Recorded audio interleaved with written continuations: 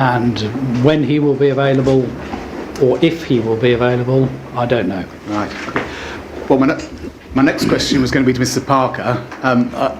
Is it only Tuesday morning that you're available next week? Do you have any other availability next week? No, not current. Right. I mean, no. There's stuff in my life. I met if we were very keen to do another day, I can explore whether certain things can be moved. Yeah, but well, at the moment, no. Look, I've got Plan B. Assuming hopefully Mr. Ellis makes a swift recovery in any event. An alternative might be, and I realise this is further down the programme, is in the penultimate week, we were going to hear from 4 of your witnesses on the Tuesday, and then Mr. Franklin on the Wednesday. I wonder whether we could start Mr. Ellis on that Tuesday. Well, I don't know. Yeah, but I was thinking it depends how quickly we get through the other 4 witnesses. Yeah, so Mr. Lee, we might not do that, but if he was available for the maybe sort of Tuesday afternoon or the Wednesday morning, I wonder whether that would be an alternative time when, presumably you're going to be available anyway, Mr. Parker. Correct. Yes, sir, and we're conscious that we're getting towards the end of the inquiry by then, so what I'm going to ask that the applicant's team investigates is either Mr. Ellis, or if it comes to this, depending on the issue, a replacement is able to be available that week, and it may be that it comes to being a replacement so that we can make sure somebody is available. Well, thank you for your assistance in that. Just on point of detail, but that Tuesday I wasn't currently in the programme to be here, and I'm not available on that Tuesday, so I'm available on the Wednesday, Thursday and the Friday, but that shouldn't affect. Yeah, again, I was forgetting, of course, we're mopping up what Claire Hall would have done. So, but if we say the Wednesday then. Okay. Right. Just in terms of Claire Hall, I mean, I know, Mr. Cameron, you said we won't hear something for a while, but have you heard anything in the interim, given how close you understood negotiations to be? Well, so it's as I reported yesterday that heads of terms have been agreed, so agreement has been reached.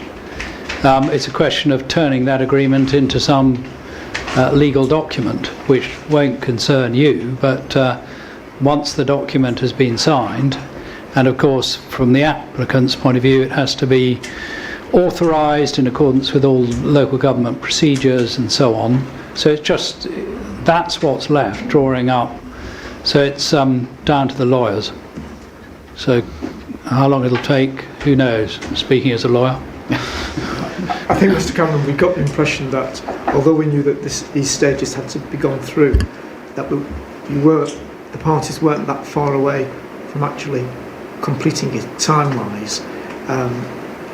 Until that is done, there remains the prospect, however limited that may be, of us having to revert to Clare Hall. Clearly we want certainty for the benefit of everybody else who may possibly be affecting the programme as soon as possible. So we just hope that they can get a move on.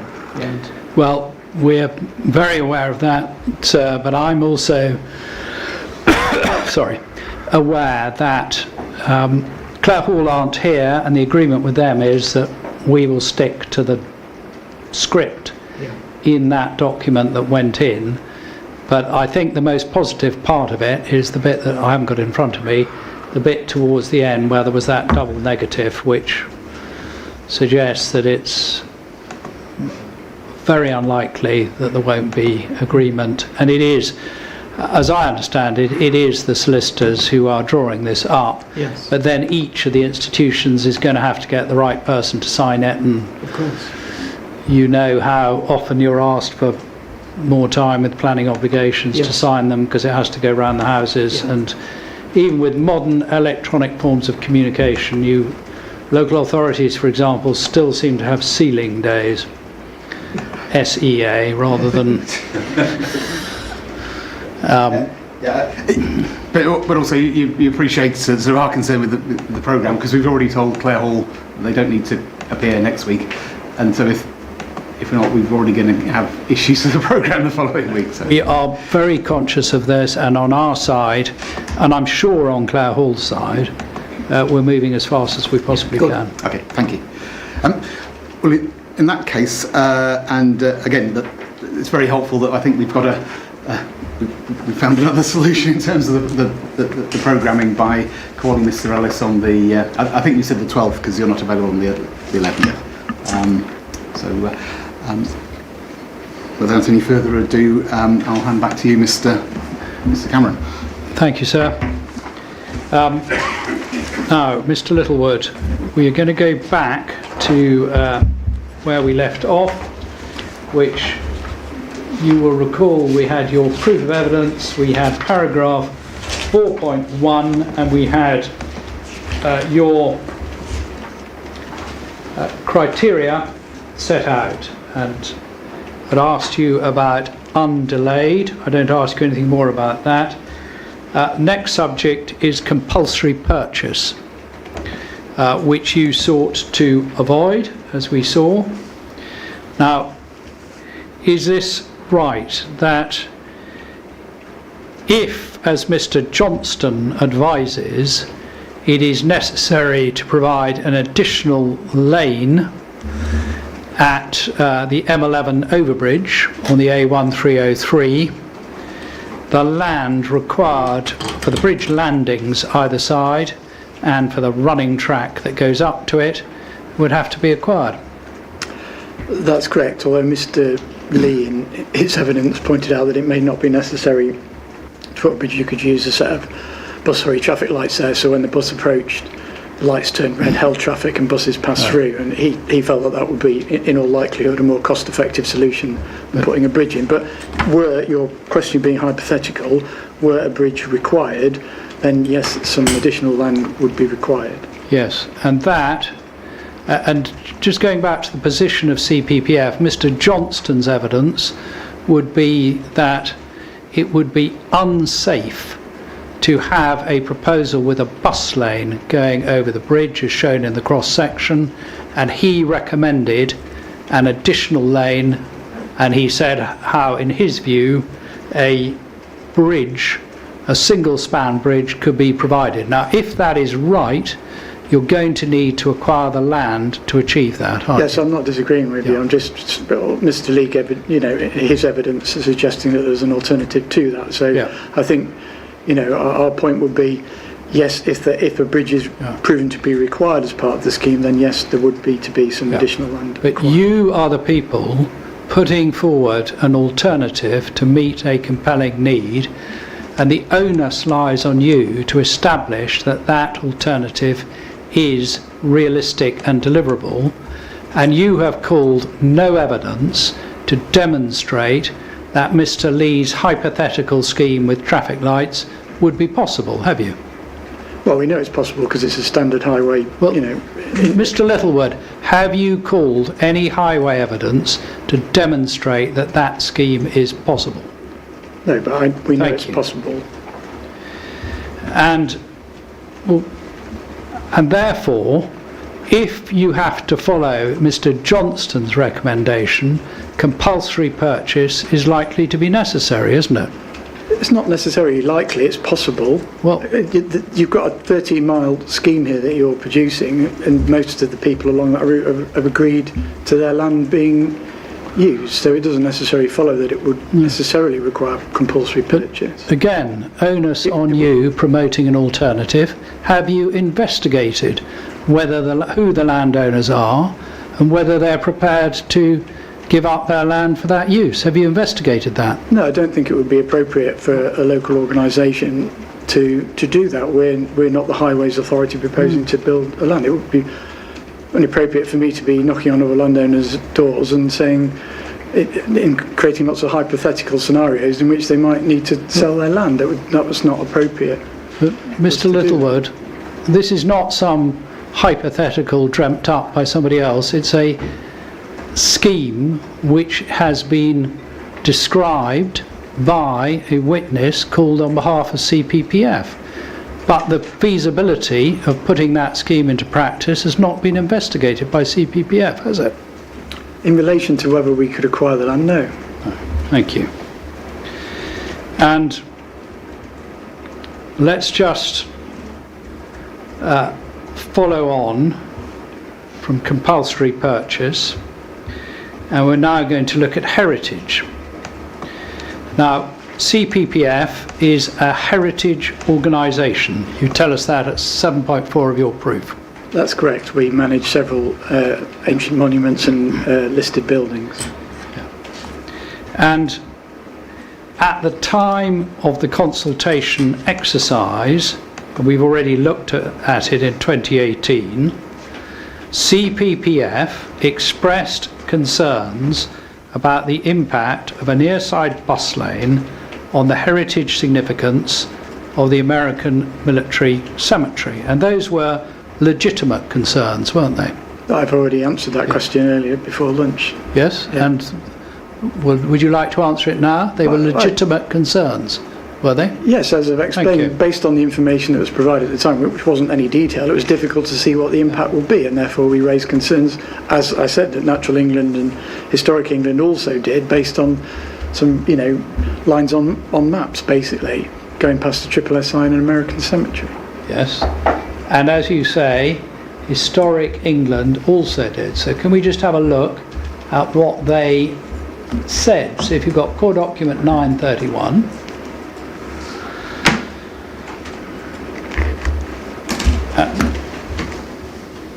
and you've got that document, go to page 75, please.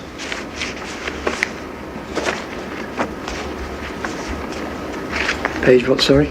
75. Oh, sorry, I'm using... In the PDF. Sorry, well, Actually, the paper copy doesn't have no, it page doesn't numbers have on page there. numbers. Well, if you can find the Historic England response, which is towards the end, I suggest you try about 10 pages back from the end of the of that. Sorry, you have to bear with me. I'll have to find the electronic version. 931. I think you had the. Well, go to core document 931 and go to page 75.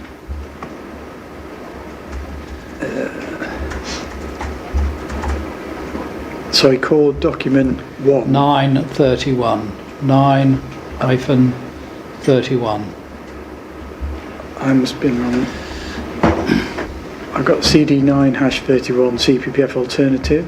Yeah, and go to start at page 73. Okay, right, sorry.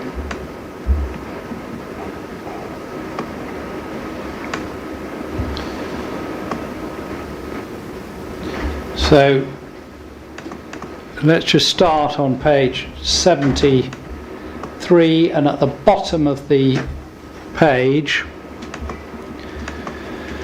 the cemetery is a designated heritage asset of the highest significance, reflecting not only an important international and historic relationship between the United Kingdom and the United States, demonstrated by the original gift of land, but also the spiritual significance attached to the resting place of 3,812 United States service personnel. So no dispute that this is a designated asset of the highest significance, is there? No. And Historic England say on, if we go to the next page, page 74, and at the first full paragraph at the top, both Route A and Route B, so that's the near side inbound bus lane and the central bus lane, would involve encroachment of the highway further towards the cemetery, the removal of part of the cemetery's site along its boundary with the road, and would also involve the intensification of the road use along the A1303.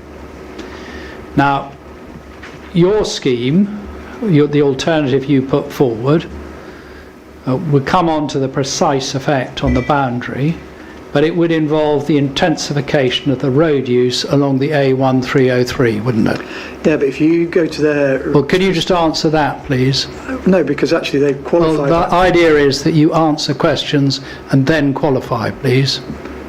Well, I think that's true in relation to their specific commentary on Route A, but if you read their specific commentary, on Route B, it does say that actually if you had the cycle route on that side, the impact will be less. So I think, their comment there doesn't apply equally to both of the two scenarios. Can we go back to the question, would the CPPF proposal, which would introduce a bus lane, result in intensification of the road use? You move from 2 lanes to 3. Yeah, but you're only talking about buses moving, a small number of buses moving past. You're also putting the cycle route next to the American Cemetery, which is a point Historic England make in this commentary, where they say actually by putting the cycle route next to the cemetery, it lessens the impact. So, Mr. Littlewood, if you have an existing 2-way road, Yes. and you add an extra lane for buses, and you add an active track which you move from one side to the other, is that or is it not an intensification of use? Well, a slight, but you've still got Slight buses going. intensification. You've got buses going on the bus lane, and the bus is already run down Madingley Hill. They're just in a different location. So, I'd question whether that is the case. And let's just go down on page 74 and to the penultimate paragraph. The section of land that will be lost to the highway currently comprises open green space in which the entrance stone to the cemetery sits prominently at a perpendicular angle. And you explained in your evidence in chief how your scheme would require removal of those entrance stones, the granite stones. Yes, but they're not part of the registered park and garden. No, I'm not asking you that. But here, it's one of the points that Historic England make is removal of the entrance stone. Your scheme would involve that consequence, wouldn't it? Well, it would, but it's of no significance. And they then say the red asphalt surface treatment of the bus lane and road markings immediately against the cemetery boundary would conflict with the subdued palette of colours evident with the cemetery itself, which would be harmful to its contemplative, commemorative nature. So if there was a different surface colour, do you agree it would have the consequences which Historic England described? I don't believe we proposed a different surface colour. Right, so and then they refer to intensification again, and they say the proposal, by reason of the proximity of the highway to the cemetery and loss of verge, so your scheme takes the highway closer to the cemetery, correct? Correct. And you have an element of loss of verge, because it moves, it's on the north side. Correct. Would result in irreversible adverse impacts upon the approach, setting and layout of the cemetery. So your scheme would have similar effects which would lead to harm to the significance of the cemetery. And that's agreed. You don't disagree on harm, do you? I think I do disagree here in the sense that the information that was provided in this consultation, Historic England could not have seen any details, so they couldn't have known the extent of the highway boundary take at that point. So they were making assumptions on a worst case scenario, as they would, about that. So I think we're talking about a very small amount of highway verge. I'm not saying that there's no harm, I'm just saying there's no significant harm, simply because, as I explained before, this isn't, although it's the highway verge and not the registered park and garden, and B, that part of the registered park and garden itself is of no significance. It wouldn't in and of itself be designated as a registered park and garden. It's the entrance, it's got a car park, it's got an access road, it's got a footpath. It's got visitor infrastructure on it that you go to before you enter the cemetery, which is where the importance and the significance of the site arises. So I don't contest that taking a small amount of verge out the front is a significant harm.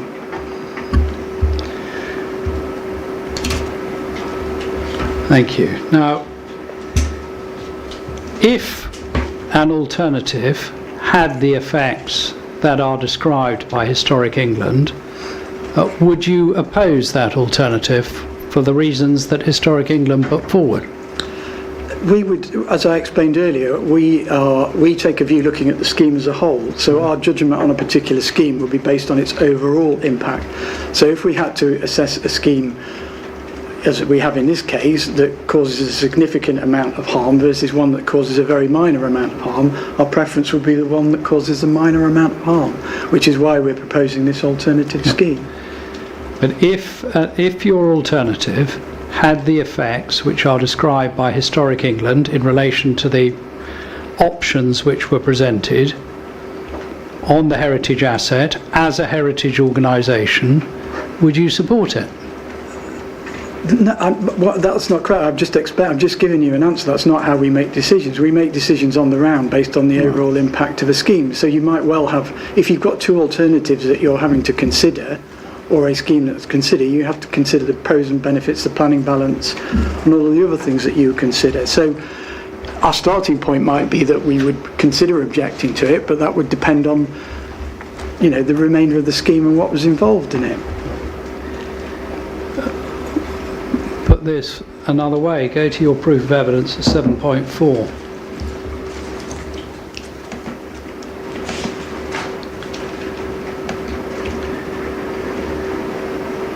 And the second part of it, it's important to CPPF that our alternative scheme does not have any significant impacts on heritage.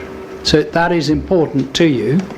Exactly. If the proposal, for example, if it needed wider lanes, did have significant impacts on heritage, you as a heritage organisation would not support it, would you?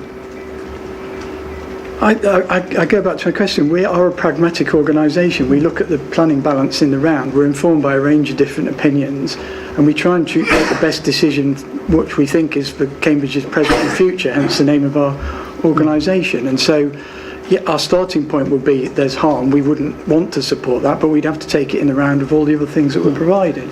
So in this, obviously you'll understand in this instance, our view is that other significant harms caused by the applicant scheme far outweigh some very low, insignificant harm outside the American Cemetery and the SSSI, and that's our view. Yes, but that's based on the scheme which you've put forward. You say very low adverse impact, but if, and this was the question, if the scheme did have a significant impact, for example, if the carriageways had to be wider, you cannot say now that you would support it. You'd have to consider it, wouldn't you? We would have to consider it. I mean, if there was a proposal to build a 3-lane road through the cemetery, then yes, we would object to it. Don't be ridiculous, Mr. Littlewood. We're not talking about a 3-lane road through the cemetery. But I think we're talking an extended carriageway. I think I made my point to Mr. Parker in my evidence in chief that we consider the significance of the monument at that point to be very low. But just going back to the words, and I'm last point on this, 7.4, it is important to CPPF that our alternative scheme does not have any, not some or a few, any significant impacts on heritage. Now, if that really is important to you, you would oppose a scheme which did have significant impacts on heritage. I think here you're looking at a difference between how we might consider significant. I think I'm saying as I said to Mr. Parker, we don't consider the use of the highway verge outside of the American Cemetery, which is outside the registered park or garden, and is essentially an entrance to a visitor attraction, to have a significant impact. Well, that's your view on taking that scenario into account. Yeah. But there were a form of works that you considered did have a significant impact. I think that's what you've been. Yes, I think we would have to consider. We would then have to weigh that up. But aren't you saying in your proof that you'd go further than that? That you'll, because of the stance that the organisation takes, that you would be opposed to that if you took the view that there was a significant impact? I suppose what I'm saying is that in reality we're a pragmatic organisation, and we would take a view as to the overall scheme, the benefits of the scheme, in the same way that you would, as a planning balance, as what's the right thing for Cambridge. Our starting point would certainly be that we would be concerned and want to avoid that harm if at all possible. Okay. So let's just have a look at the basis on which you've made your assumptions, and for the moment can we just take up Mr. Woodfield's evidence. I'm not asking you about ecology here, but he has a number of drawings in his figures.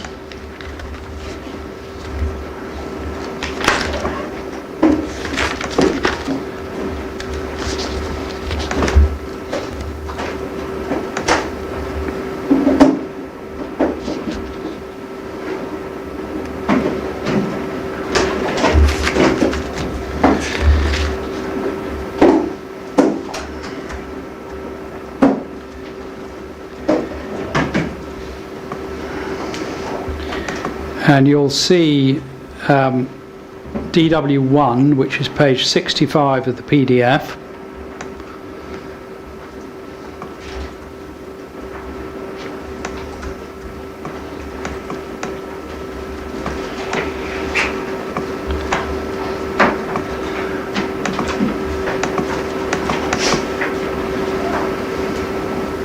Have you got that?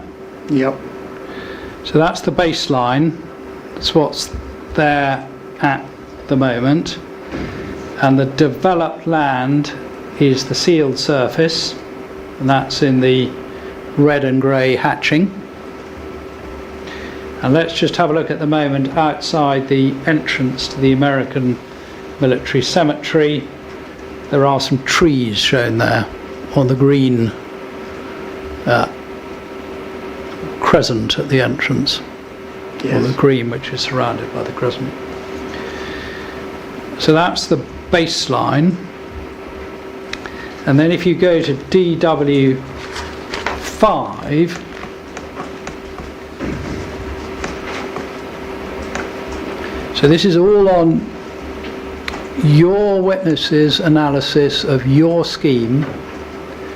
DW5 is on PDF page 69. So we have in front of the entrance to the cemetery, this is assuming Mr. Johnston's reduced lane widths, everything else, you lose a tree and you lose some habitat, but that's the grass, isn't it? It's the grass and a very small tree. Sorry? It's the grass and a very small tree. Yes, well it's a tree and some grass, right at the entrance to the American Military Cemetery. And if while we've got here, opposite Madingley Wood, on the other side of the road, the southern side of the road, you push south of the road and you lose some trees there. Yes. If that's what Mr. Woodfield's evidence shows, then yes. Well, it's the CPPF evidence, isn't it? Yes, yes. And it shows assumed loss, 3 trees south of the road on DW5. Not. I'm just struggling evidence, to your evidence. No, I'm just struggling to. See DW5. Can you be clear where you're talking about south PDF of the road? 69. Yeah, no, I know the page, but when you say 3 trees lost south of the road near the cemetery, I'm not. Not near the cemetery, near the wood. Madingley Wood. So to the west. Yes. Yeah, sorry. We started on the cemetery on the north, and then we moved to Right, the sorry, south, I was on the wrong opposite. panel. Yeah. Yeah. Yeah. Okay. Yep. So we lose. That's the effect.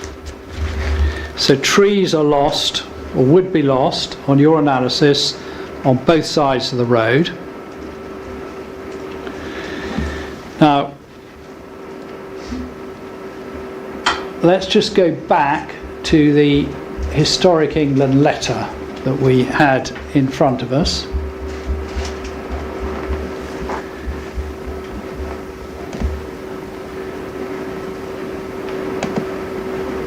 And in this letter, so this letter is February 2018. Were you aware of this letter when you drew up your scheme? Yes. Yeah. And this letter refers to the letter from Anthony Eden in, I think, 1954. So you must have been aware of that at the time that you drew up your scheme, were you? The Anthony Eden letter. We were aware of its existence, yes. Yeah. So, and it was, we've got it in the, because it was part of the consultation response. Did you take into account the agreement with the American government when you were drawing up your scheme? I think when we were drawing up our scheme, we were just trying to draw up a scheme which minimised harm to, as Mr. Johnston and Mr. Lee have clarified, on an environment heritage first basis, so trying to minimise the impact that we could by providing an in-highway scheme. We don't believe that the agreement covers the highway boundary. Yeah. So you were aware, I asked you whether you took it into account. Had you seen the plan that we have seen, which shows the extent of the area which is covered by that agreement? We may have seen it in the past, but it wasn't at the forefront of our. Right. You know, we were trying to design a scheme that was with minimal harm. So when you drew up your scheme, you didn't consider whether it would have an adverse impact or intrude on any of the areas identified on that map? Well, we assumed the agreement didn't cover the highway boundary, and as we've said before, we were trying to design a scheme which was in the highway boundary. Let's just go back. I asked you whether you took it into account. Well, we took it into account. You said you were aware of it. Yes, we took it into account in the sense that we assumed it didn't cover the highway boundary. You assumed it didn't. Did you look at the map when you considered it? When you drew up your scheme? When you gave your instructions to civilistics, did you say to them, and this is the map which shows the agreement between the two governments, do not intrude into this area? Did you give that instruction to civilistics? No, we gave the instruction to stay within the highway boundary. And let's just, so there's no confusion about this, we can get up that map, which is CD 106 16. So CD 106-16. Thank you.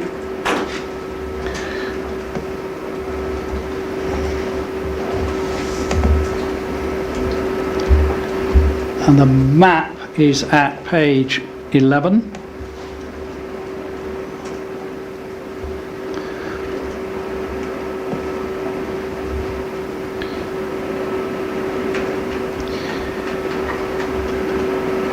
Now, do you agree that a scheme which intruded either into the land that was given for the purposes of the cemetery, which is the pink land, or which intruded into the yellow land, which is the land to be kept free from development, is unlikely to be deliverable?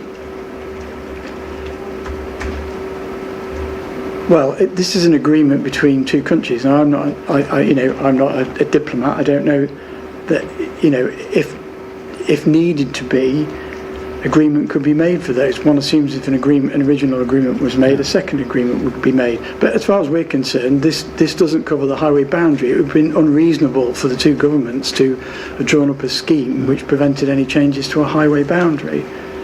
Sorry, which prevented changes to a highway boundary? Well, or included the highway boundary in this proposal here. This is... Let's just have a look at the agreement. It's an agreement between two governments. It's an international treaty. So if we go to just the yellow land, page 9,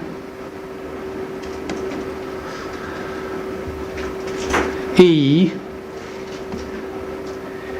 arrangement shall be made by Her Majesty's Government so that during such time as the area defined in pink on the map is used as a cemetery, the area coloured yellow will be restricted to agricultural use. And I asked you about the yellow, but I'll read on. And the American Battle Monuments Commission will be consulted about any proposal to develop the area coloured blue. So if any part of the yellow land falls out of agricultural use, there would be a breach of that agreement, wouldn't there? It would, but as we're concerned, the highway boundary isn't covered by that agreement. And the pink land, the land that was given to the cemetery, goes up to the highway boundary, and it includes that entrance area, the green entrance area with the trees planted on it, doesn't it?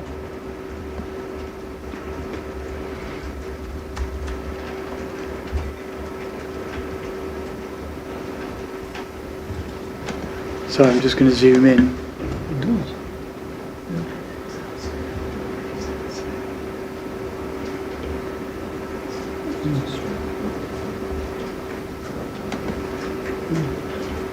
I mean, on this map, which is obviously a very old map, it's impossible for anyone to tell where that boundary exactly lies.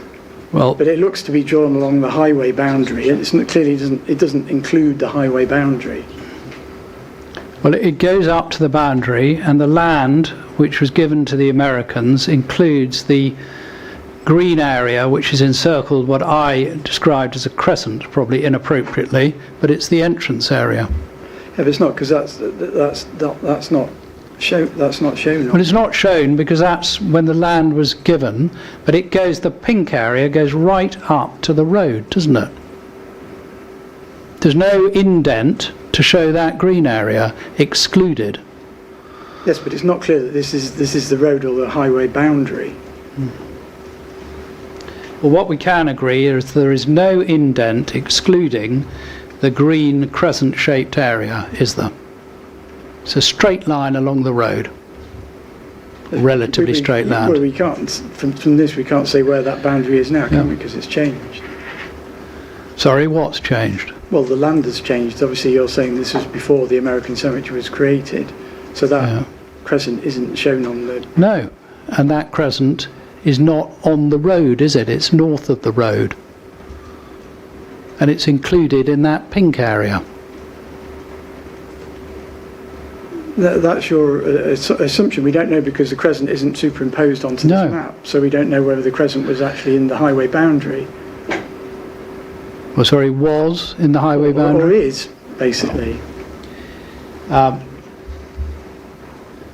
is there anything that you're putting forward to show that the area given to the cemetery excluded that green area? Well, no. I don't know thank you. The detail at this point.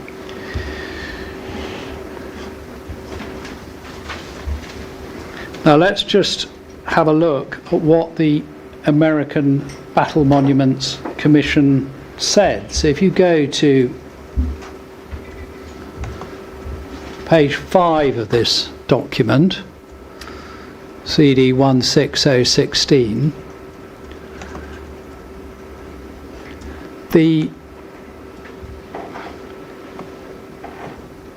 We've got that at the top of the page, above the photograph. Cambridge American Cemetery favours development options that avoid expansion of the A1303, avoid construction. Now, your proposed scheme does not avoid expansion of the A1303, does it? No, it just says it favours. Yes, but I'm just asking the question. Yeah. It does not avoid expansion of the A1303. It proposes it. Correct? Correct. Yeah. And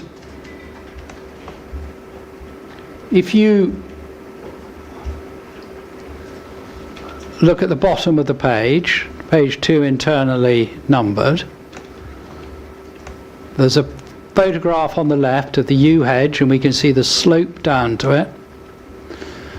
Any development option that includes expanding the A1303 into the verge risks further damage to the vitality of this original memorial feature. Not only would this bring vehicle emissions and winter salt physically close to the hedge, thus increasing stress on the plants, but the construction itself might irreparably damage or destroy the plants. So, a concern about any development option that includes expanding the A1303 into the verge, and that's exactly what your scheme proposes, doesn't it?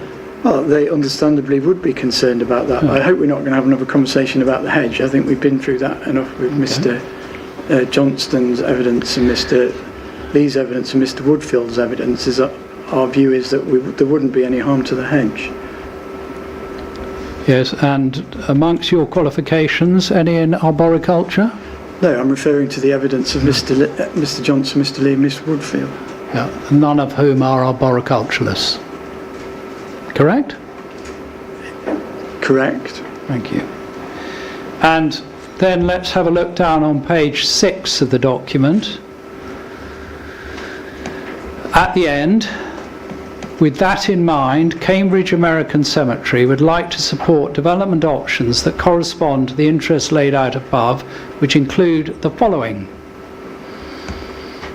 And look at 2. Sorry, I've lost you here. Yeah, it's page 6 of the PDF. Okay, sorry, yeah. Would like to support development options that correspond to the interests laid out above, which include the following elements. And we'll look at 2. Protect the meadow grass, the verge, and border shrub by avoiding expansion, road construction on the A1303. And the CPPF scheme does precisely the opposite. It proposes expansion into that verge, doesn't it? Yes, they say they would like to support development. That's the point they're making. Yes. Development options that correspond to the interests, which include the following elements. They protect the meadow grass verge by avoiding expansion into it. So they do not support the option that you propose, do they? Well, they would like to support. Well, possibly they don't support that. I mean, right. You know, that's their particular view. yes. I mean, I think it was Mr. Brown who also attended the GCP meeting with me and objected to the applicant scheme. And so he didn't support that either. And while we're at this, if you go to page 16, and we've also got this map in the appendices to Mr. Wilson's evidence, but on page 16 you've got a map which shows the registered park and garden.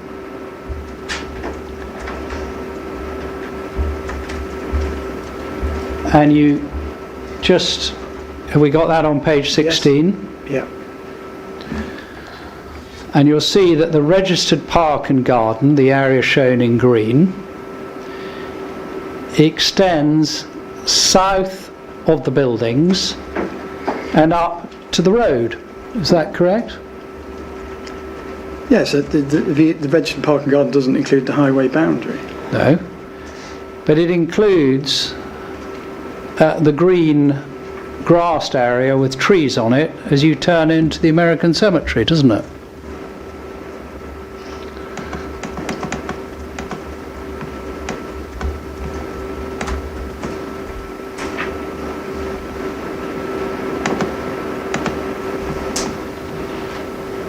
I'll be honest with you, I can't tell from that drawing. Well, I've just zoomed in on it. It's not clear enough to say. Mr. Littlewood, you're here. Well, if you were to your professional qualification, I'd be saying you here to assist the inquiry. Yes, I'm not being obtrusive. I'm just saying it's a fairy map when you zoom in on it. I'm happy to show you on my screen, but Well, we've all got it on our screen, Mr. Littlewood, and we can see that the RPG goes up to the road. So I'm going to suggest to you that it must include that green area which is at the entrance to the American cemetery. Do you agree? Well, if you say it does. Well, I'm asking you. I can't see from this map here to say yes one way or the other. If I could see and say, I would say yes or no. And we know from Mr. Woodfield's drawings that habitat is to be lost there, a tree is to be lost there. If that occurs, there is damage to the registered park or garden, is there not? Harm to it. Well, if it's part of the registered park and garden, then yes, there will be some harm to it. But as I said to Mr. Parker earlier on, this is an insignificant part of the registered park and garden, so you would have a low impact. Well, if it's harm to the garden itself, then you've got harm to the asset through an impact on the asset itself, haven't you, as opposed to a setting impact? You would do if that's the case. I'm not clear on the highway boundaries here and whether it is or it isn't. But if you're the heritage person for CPPF, even on your analysis, there's harm to the setting. And if there is harm to significance, whether through development in the setting or through losing part of the registered park or garden itself, the planning policy indicates that great weight should be given to that harm, doesn't it? But it's a very low harm. Yeah, but great weight is to be given to harm. We'll come on to the National Planning Policy Framework in a moment. You give great weight to the harm. Do you agree with that or not? Yes, you would accord more weight depending on the significance of the asset. No. Do you accord great weight to it?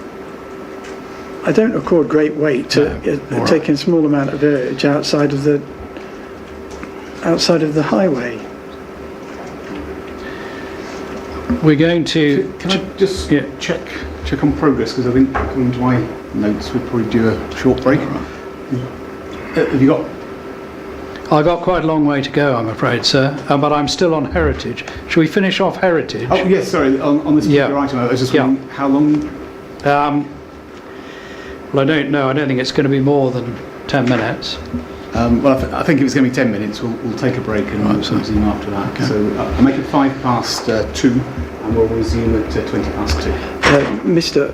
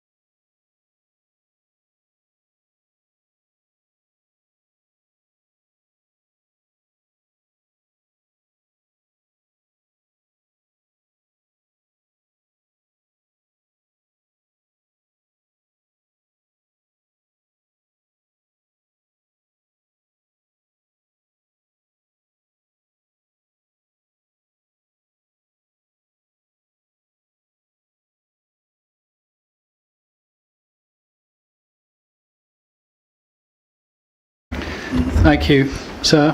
Mr. Littlewood, just a few more points on the heritage aspects.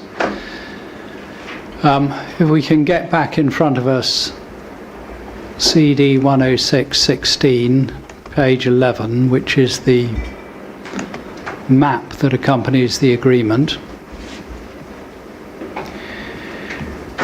And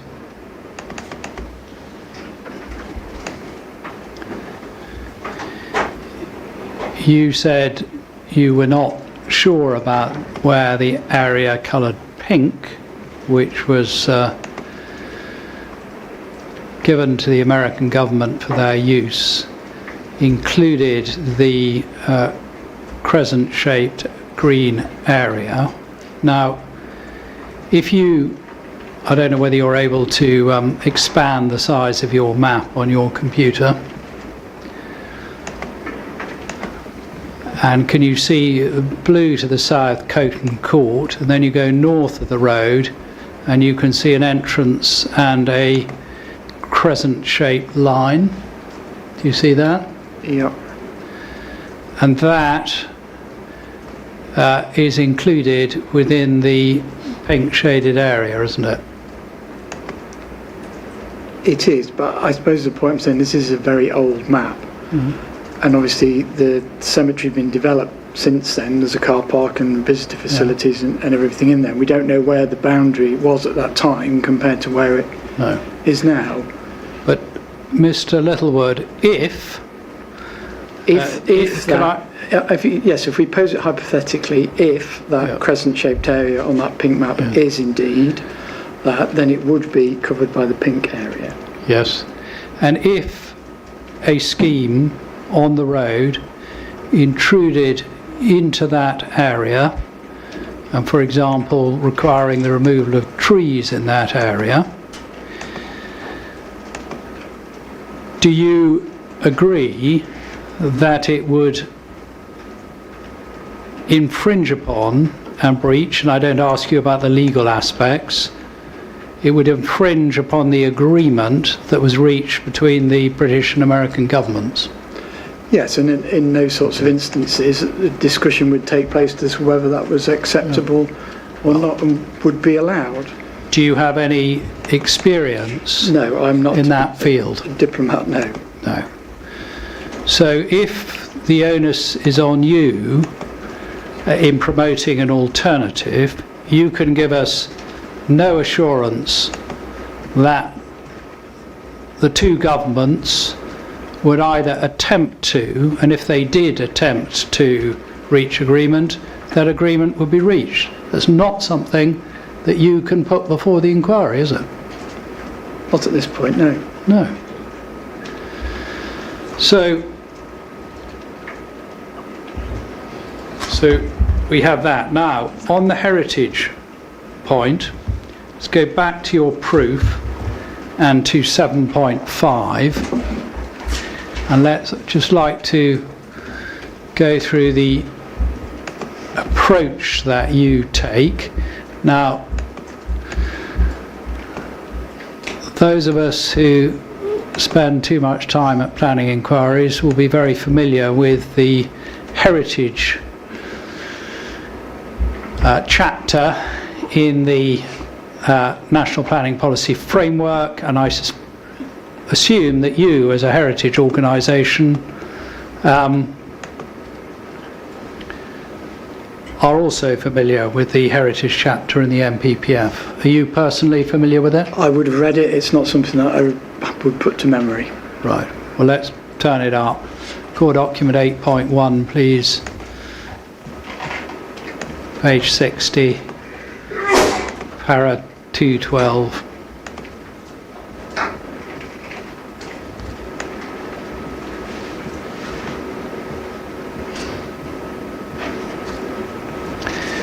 And we'll see at 212, when considering the impact of a proposed development on the significance of a designated heritage asset, great weight should be given to the asset's conservation, and the more important the asset, the greater the weight should be. this is irrespective of whether any potential harm amounts to substantial harm, total loss, or less than substantial harm to its significance. So here we've got less than substantial harm to the significance of the heritage asset, the RPG, and the listed building, correct? Correct. So what we have to do, the policy tells us, is to give great weight to the asset's conservation. And here we have some of the most important assets, a Grade 2 star listed building and a Grade 1 registered park or garden, don't we? Yes. So when I asked you about great weight, you said you hadn't given great weight. If you're to follow the policy, you should have given great weight to the asset's conservation, shouldn't you? In this sense, yes. Well, in the sense of applying the policy. Yes. Yeah. And so you have failed to apply that policy. Is that right? I don't know if that's the case. I mean, I'm a practitioner, Yeah. so perhaps by way of example, I could. Well, can I just ask you, where in your proof of evidence do you refer to paragraph 212 of the MPPF, and where do you say that you've given great weight to the asset's conservation? Well, if it's not in there, then I haven't. No. And are you also familiar with the policy that's set out at paragraph 215 of the MPPF, which has a balancing exercise where you can weigh public benefits against heritage harm? Yes. Are you familiar with that? Yeah. But when you do that, again, you have to give great weight to the harm, don't you? Yes. Yeah. Could I just, by way of Yeah. clarity in my answer, just as a practitioner, just give you an example in Cambridge where we own and care for a Grade 1 listed building, the Leper Chapel, is the second oldest building in Cambridge, and we entered into a partnership with the applicant to develop a cycle project there, which involved having an impact on the setting of the Grade 1 chapel, and then involved putting a subway next to the chapel. And so that was, as I said earlier, we're an organisation that takes a pragmatic approach. In that instance, we felt that the benefit of the scheme outweighed the harm to the setting, and that was a much more significant impact than is proposed here. And obviously that was accepted by the applicant at that time as well, because they were a partner in the project. Yep. Well, I'm not asking you about some different project. I'm asking you what you've done here. You are, in effect, the heritage witness. You've said that, but you haven't applied the National Planning Policy Framework's approach to assessing impact on heritage assets, have you? Well, you haven't, because you haven't given great weight, as paragraph 212 tells you you should do. And that's plain, isn't it? Well, I think I've said earlier that this is an important heritage asset to our organisation. We have given great weight to it, which is why we've been trying to design a scheme to avoid harm to it. Mr. Littlewood, I asked you expressly about the weight that had been given, suggested great weight. You said no. Nowhere in your evidence do you apply 212 in the framework, do you? I think I was confused in giving you an answer in terms of the policy context versus, as a practitioner, the impact on the cemetery outside. Yeah, you say as a practitioner, but you're here to give the planning evidence. That's right at the front of your evidence. Planning evidence, planning matters. But despite that, you haven't applied one of the main policies in the framework on heritage assets, have you? I don't agree with that, no. I think... Well, where do you refer to it? Yeah. Well, you don't agree, but where do you refer to the policy, and where do you apply the policy? Just point it to me in the proof, and then I'll move on.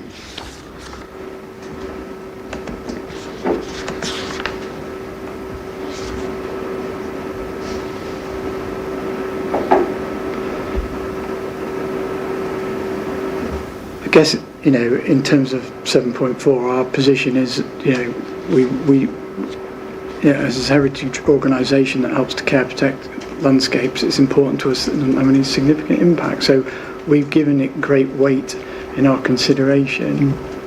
Where does it say that? Well, I haven't precisely written those words, if that's what you want me to say. Yes, thank you. You don't say that, do you? You don't say, in accordance with paragraph 212 of the MPPF, I've given great weight to the assets conservation. It's not an exercise you performed. I haven't said that use those specific words, but I think I've tried to convey that in my proof of evidence. And let's now, if we can, move on from heritage to ecology. Now, do you agree that there is a hierarchy of importance of sites of ecological interest? Yes. So you've got a European site up at the top, you've got a SSI, and then we move down, and a county wildlife site is lower down in the hierarchy than a SSI or a European site. That's correct. And in terms of the statutory framework, we don't need to deal with European sites because Mr. Woodfield has agreed no adverse impact on integrity of the European site from the scheme. But let's go down to a SSI. For a SSI, there is a statutory duty that is engaged, isn't there? And we've got the statute in our core documents.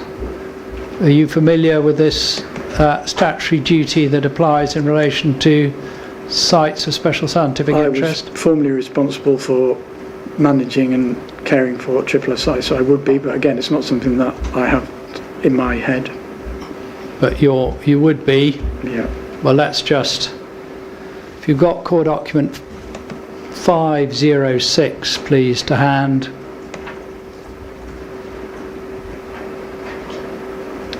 So is that core document 1 or core document 5? 506. It's in the 5 series, number 6.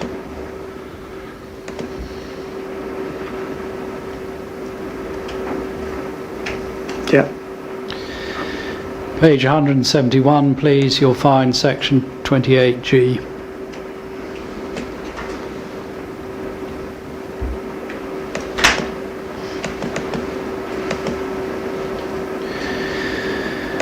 Now this is if we look at subsection 1, Beg your pardon, I got the wrong page. So it's 107. Well, I hope mine may be a different page. 171. Is it 228G? Section 28G. Yeah. It's not. That's the name of the section. It's not 28 subsection G. It's 28G. Statutory undertakers, etc. General duty. Do you have it? Yeah. Good. And so this is,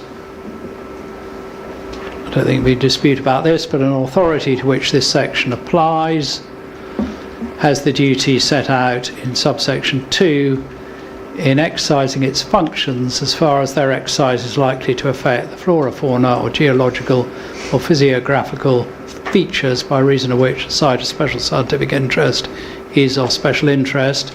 And we can see that the Section 28G authorities are set out at subsection 3, and they include Minister of the Crown, local authority, and so on. And then the catch-all, any other public body of any description. And we see the duty is to take reasonable steps consistent with the proper exercise of the authority's functions to further the conservation and enhancement of the flora, fauna or geological or physiographical features by reason of which the site is of special scientific interest.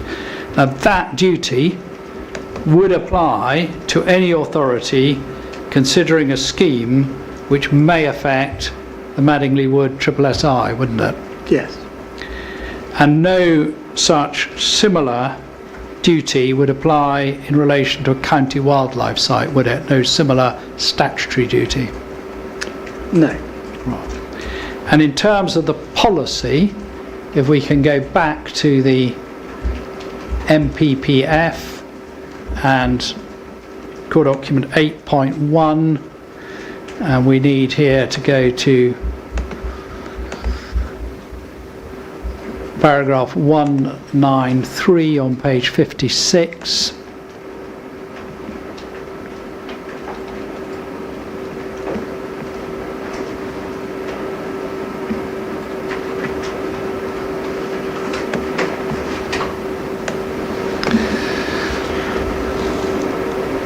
And so 193B, development on land within or outside the site of special scientific interest and which is likely to have an adverse effect on it, either individually or in combination with other developments, should not normally be permitted. And then there's an exception.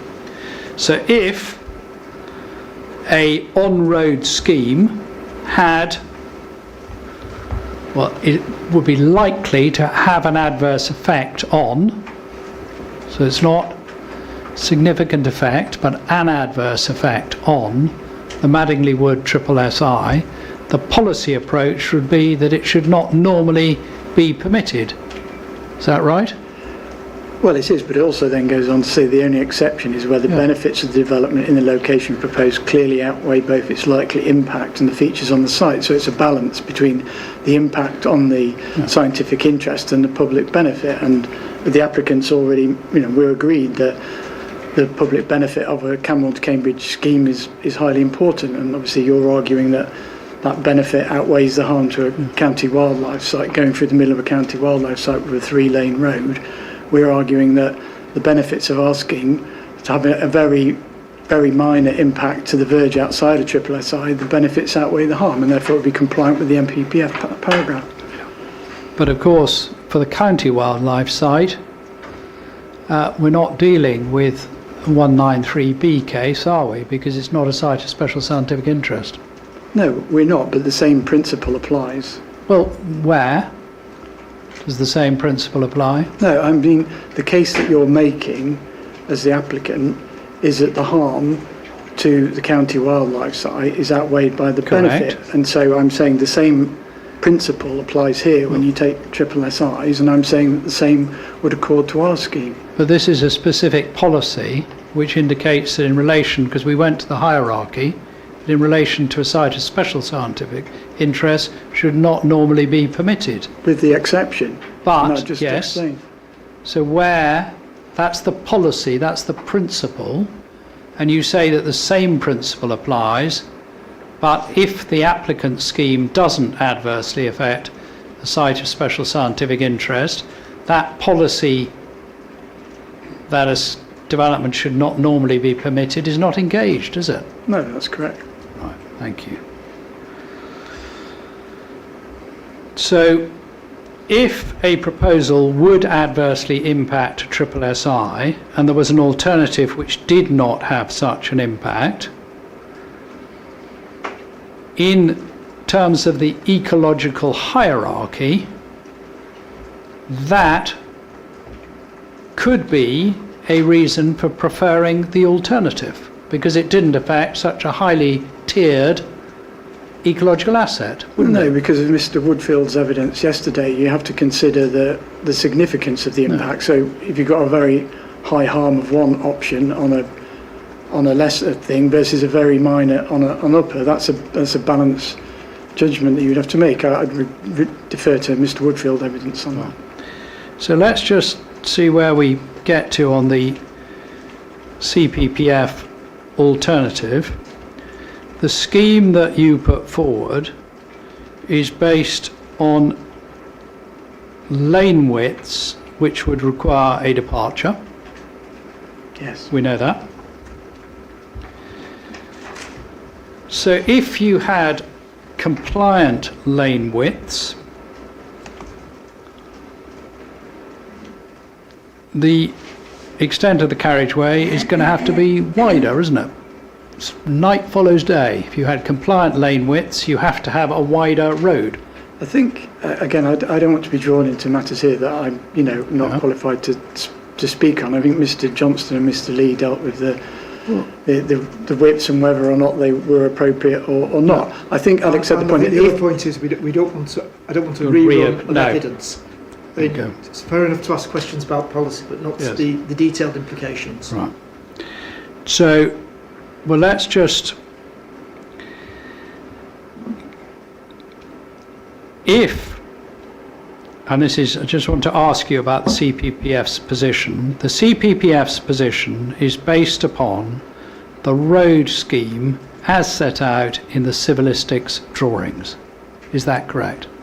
Yes, but I also defer to, the evidence of... No, I'm not asking you about any other evidence. You are here. You work for CPPF. No, the scheme... Right. So Mr. Lee made clear in his proof of evidence of what we were trying to achieve through the purpose of the Civitrix drawings, which was not to set out a scheme which would have to be delivered, but to demonstrate that a scheme could be delivered and would be subject to certain changes. So I wanted to just qualify my response in that sense, in that we're not saying the Civitrix has to be, Gene, that's a hard boundary. We're just saying that demonstrates our demonstration that it's possible to do that. Yeah. But if that scheme, if that involved, if that scheme was found unacceptable because, for example, the departures were not allowed, not granted, would CPPF continue to support, if it's a theoretical scheme, a scheme which intruded further into the American military cemetery or into the SSSI? We would have to consider on balance the impacts of that versus the applicants. So you haven't considered that point? But you say you would have to consider. So you have not yet considered that point, is that right?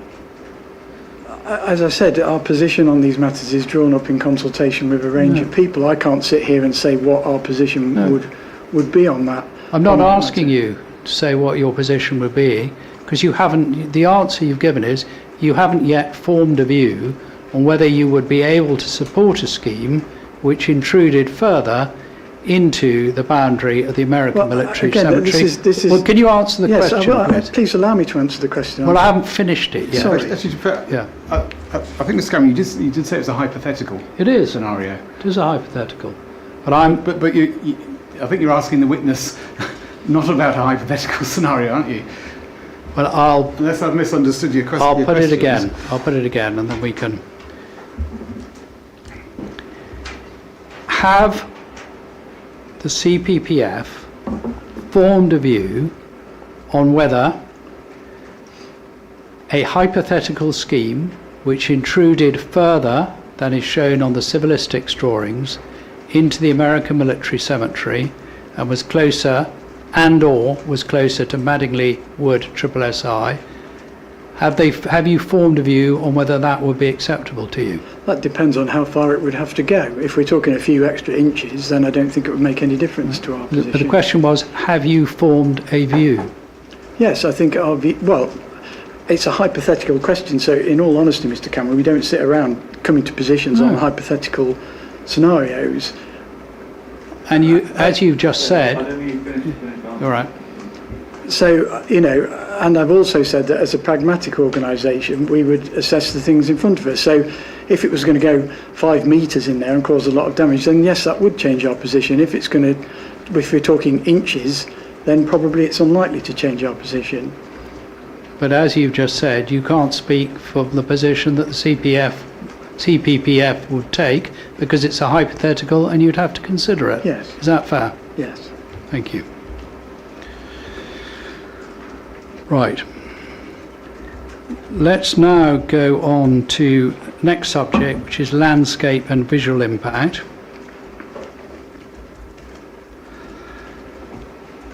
Now, you have managed a team of landscape architects in the past, but you are not a landscape architect yourself, are you? That's correct. And do you agree that if views on landscape impact are able to be tested and given weight, they must be based upon a transparent methodology? That's correct. And in your evidence, you don't challenge the methodology or method adopted in the landscape and visual impact assessment. That's correct.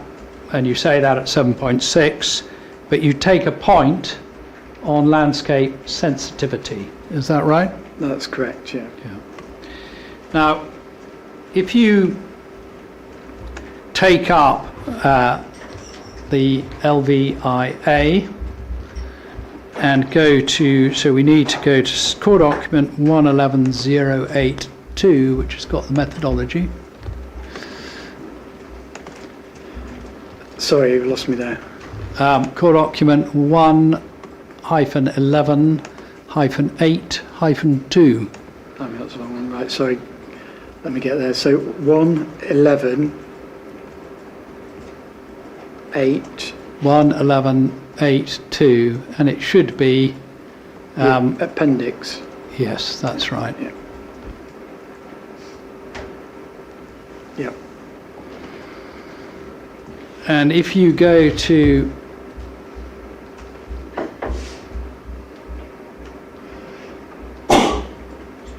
page 4, there's a methodology set out, LVIA approach, and there's a diagram. And then if we're going to deal with sensitivity, which is your criticism, go to 2.1.2 on page 7.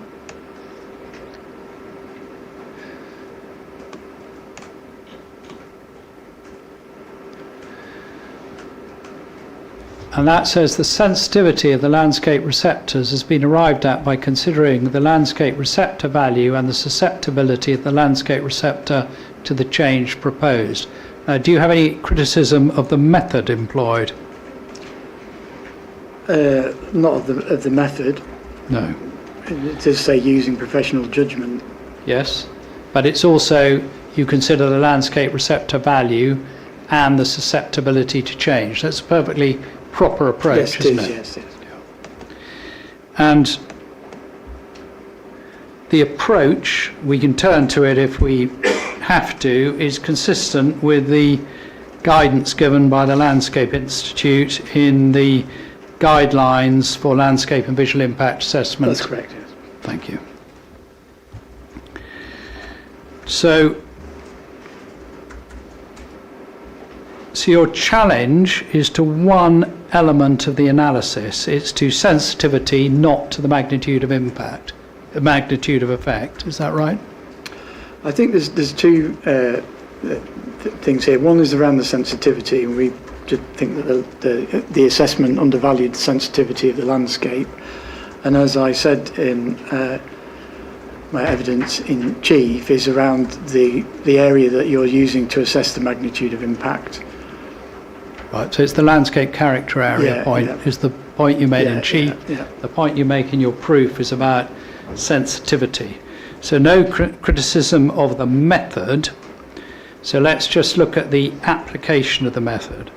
So in terms of sensitivity, we are here dealing with an undesignated landscape, is that right? That's correct, it's not yes. a No. AONB or national landscape or No. whatever it's now called.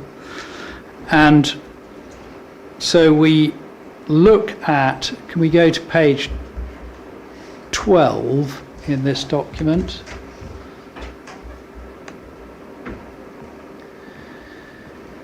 And we have a table there. Sorry, we need to go to page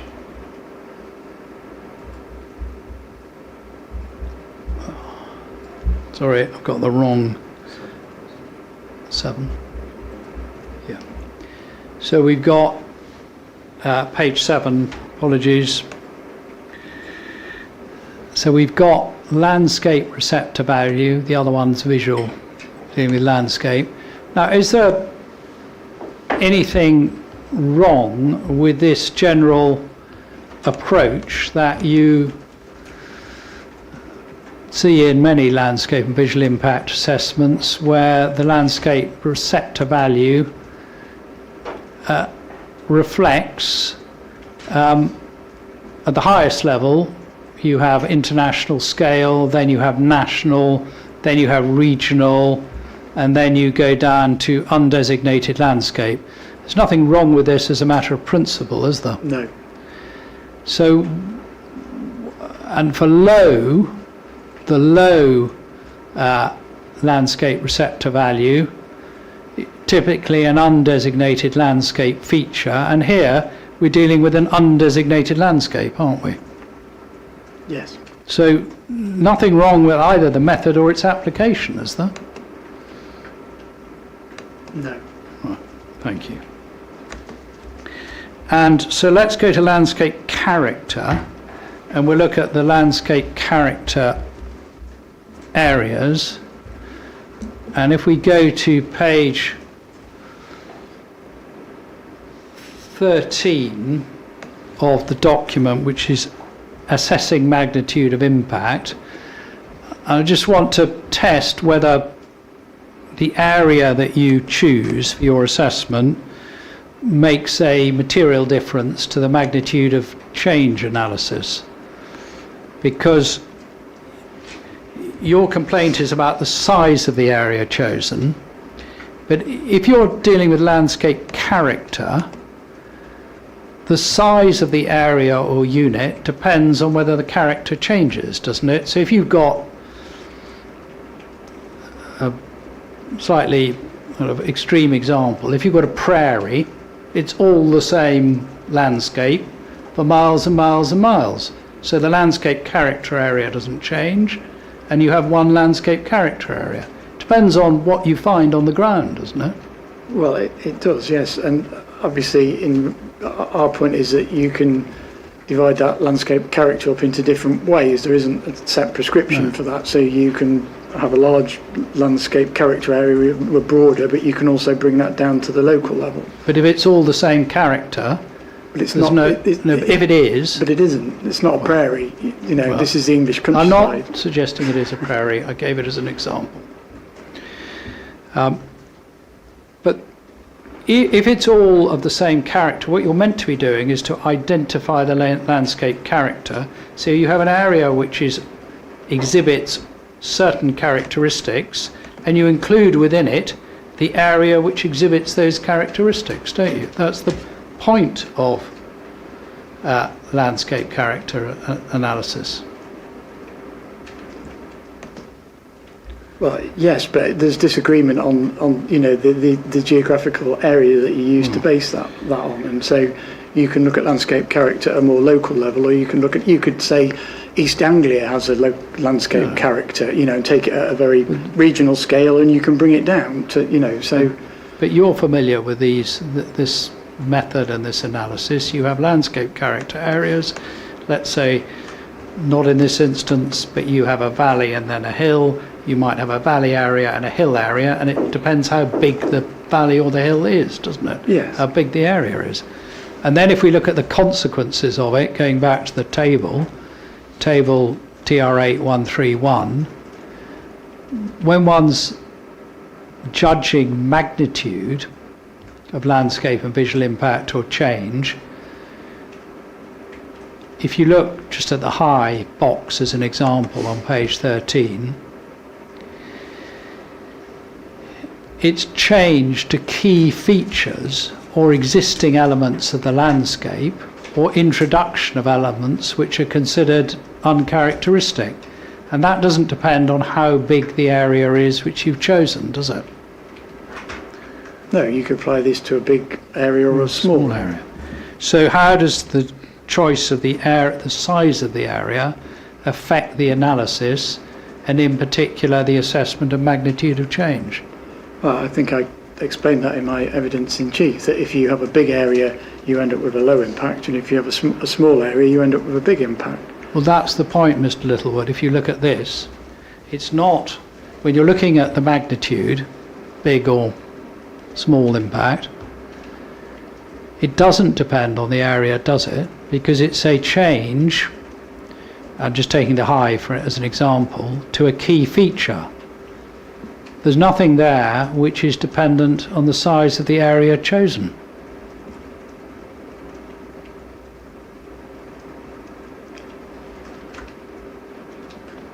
Well, I guess my reading of that was, as an example, is a very noticeable change to the character of the landscape. Well, if the landscape is being considered on a large scale versus on a small scale, so in relation to the applicant scheme, if you're building a 3-lane road through the section of landscape that we're considering between Coton Village and Madingley Hill, then that's going to have a very high landscape impact on that parcel.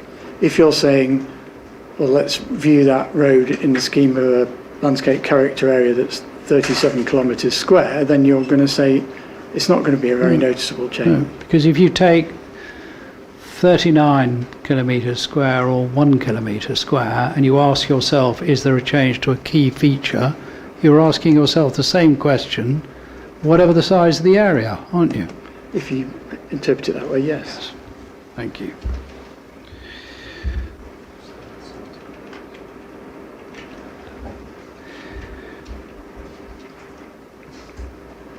Now, let's just also test your assessment by taking an example. And if we go to your proof of evidence and we go to 722, and you're here dealing with views, and you take an example of the Red Meadow Hill Coton Countryside Reserve on the opposite side of the Binbrook Valley. Now, when you've been carrying out this assessment and you say the busway would appear very obvious and discordant, is this just an expression of your view, or have you applied some specific methodology to come to a conclusion? I think it's probably fair to say that's our informed view based on our knowledge of that landscape area, and particularly the fact that we own and manage a significant chunk of it. We own and manage Red Meadow Hill.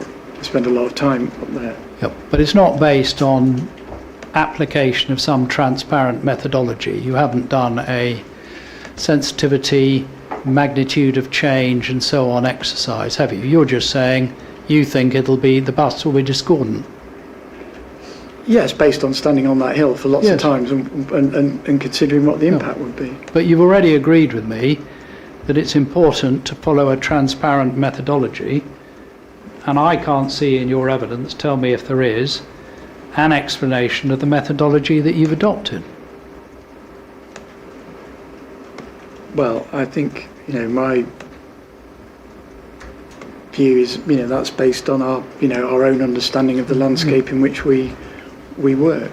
Should we go back to the question, where in your evidence do I find the statement of the methodology you've adopted?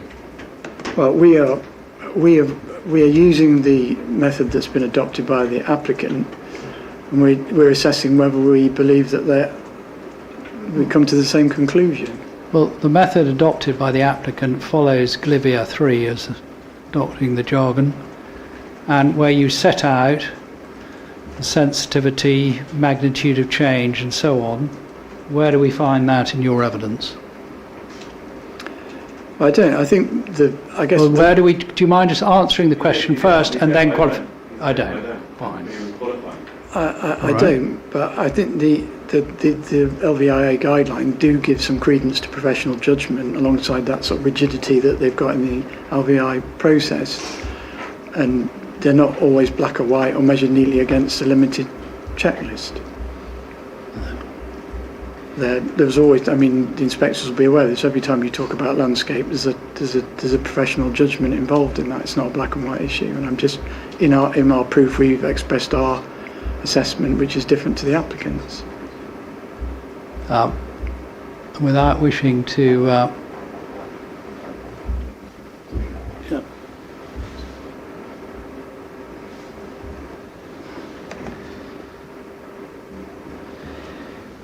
but any such judgment, I'm in Glivia 3, which is core document 1822 on page 62.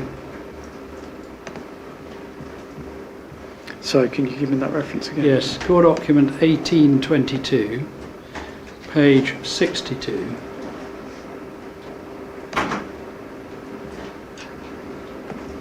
Because you Sorry, took us there in your answer to Glivia 3, saying it allows for professional judgment. Yeah. Sorry, you're going to have to tell me that again. I'm a bit slow, sorry. Yeah, is it loaded? What's the reference again, sorry? Page 62. No, I've not got to the document, the actual document. 1822. Sorry, thank you. And what's the page reference? 62.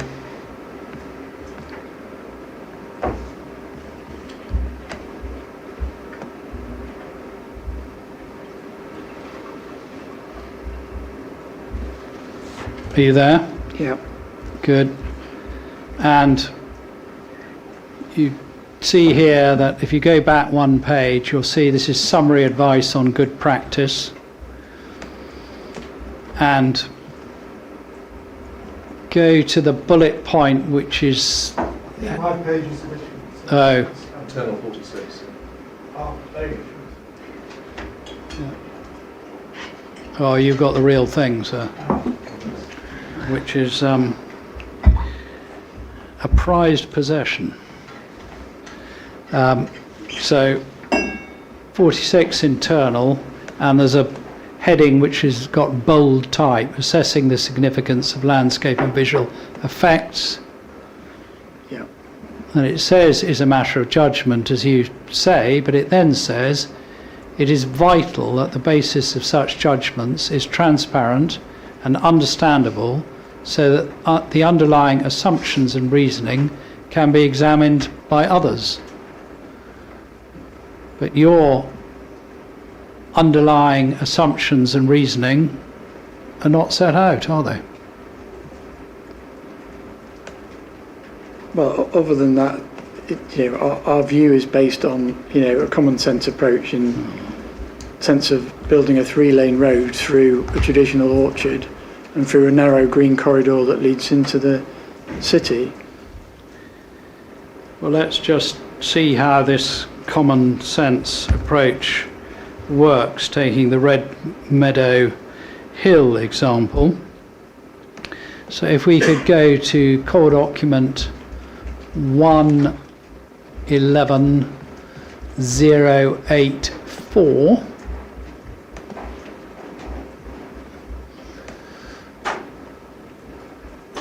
which are the photo montages, which might take a 1-11-08-4. Yep.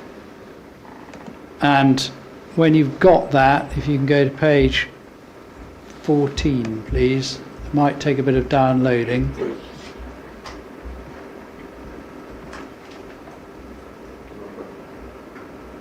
Sorry. Yep, I've Great. got that. Shall we just deal with it? This is the last landscape point, and then we can... So if you've got page 14, this is from the view 22 from the Coton Countryside Reserve, Red Meadow Hill, looking north. Yes. Existing and proposed. Yes. Now, you'll say that this is going to be a obvious and discordant element, but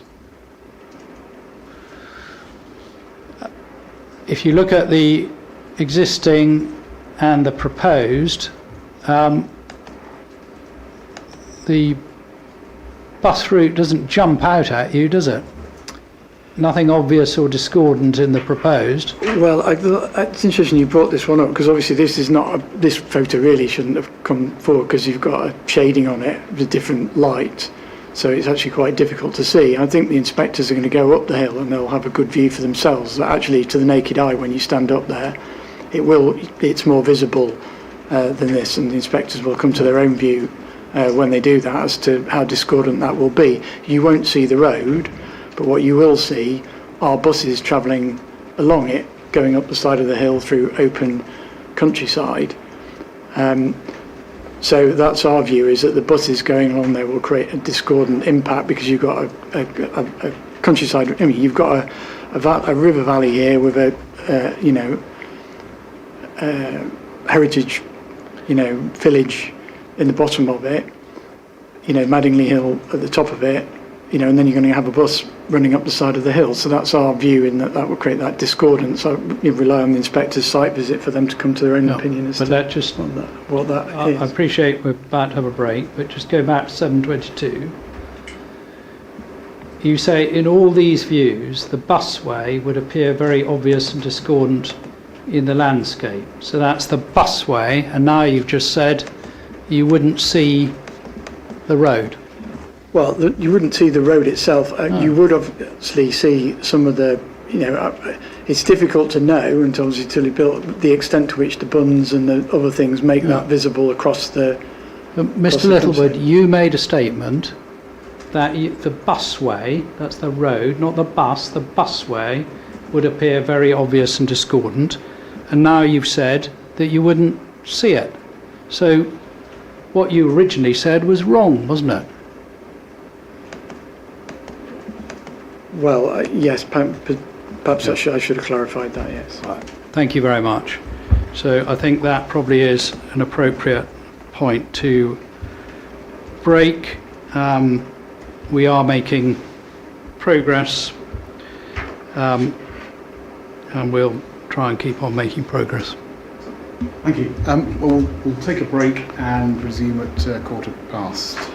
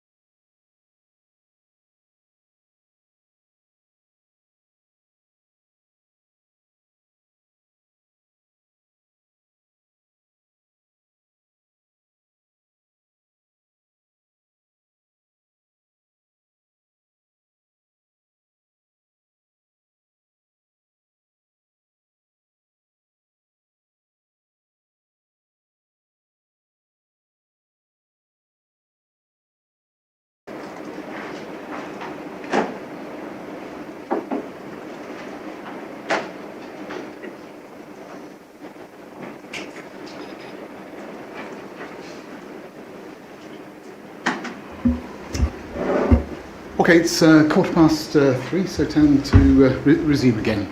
Mr. Cameron. Thank you, sir. Just so that we know the programme, I just wondered how long you're planning to sit today.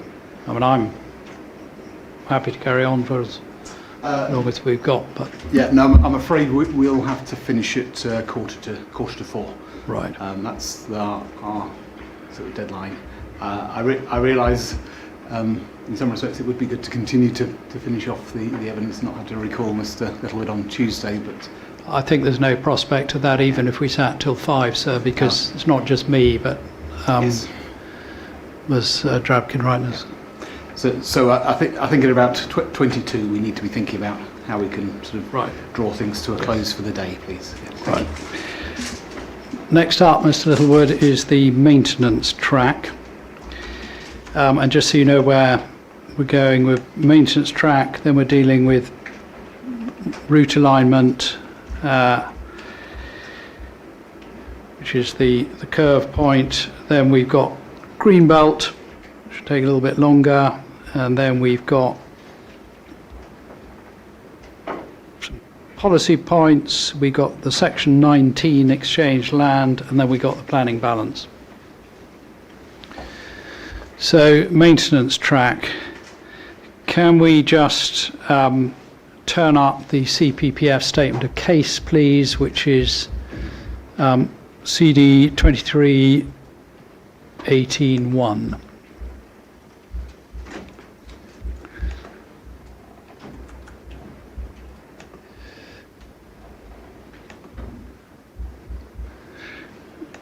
And if we go to paragraph, Sorry, Yeah. I'm starting to struggle a bit, Mr. Cameron, so you just have to give me a bit, yes, bit of leeway. So what's the document? sorry, I don't, if you're, I it's think it's fine as if we just go slowly. Go slowly, yeah, thank you. 23-18-1, because, and that's, we did have it up earlier, I think, but it then turns to disappear again.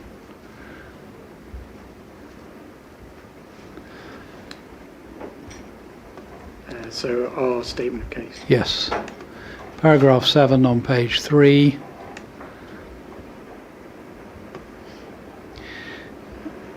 And what I want to do is to just, first of all, understand your position, and then I'm going to ask you some questions about the detail.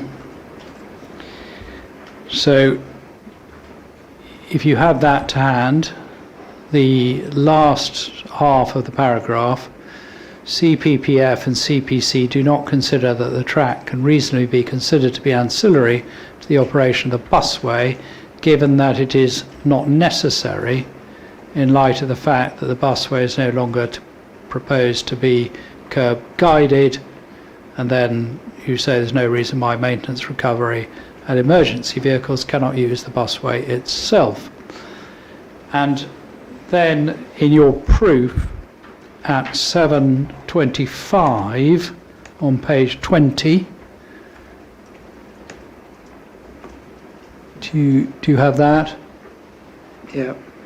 You say there's no need to provide a maintenance and emergency track because it's going to be for optimally guided vehicles. And what I'd like to just understand is, in the statement of case it says not necessary. In your proof it says no need. Is that the question that you asked, whether the emergency and maintenance track is necessary? Is that the question you've addressed? Yes, I mean, you'll understand that I'm not familiar with pedantics, but to my mind it's the same point as to whether it's necessary or there's any need for it. Yes, that's not, Yeah. I'm with you on that. That's not the point. Good. We're sorry to interrupt, but I thought we... So, but the question, do you agree for the inspectors when applying the Transport and Works Act, section 1.1, which we can turn up, is whether it is a matter ancillary, and that's not the same thing as asking whether it's necessary, is it?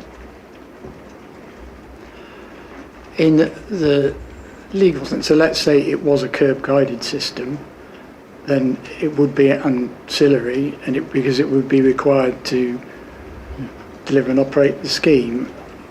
If it's not required for the scheme, then the question is it ancillary? Well, but the question I put to you is and I use test in inverted commas, but the legal requirement is to consider whether it's a matter ancillary to, and all I'm asking you, I'm not asking you about what does the law mean, I'm asking you, when you've addressed that question, the question you've asked is whether it's necessary, haven't you? Yes.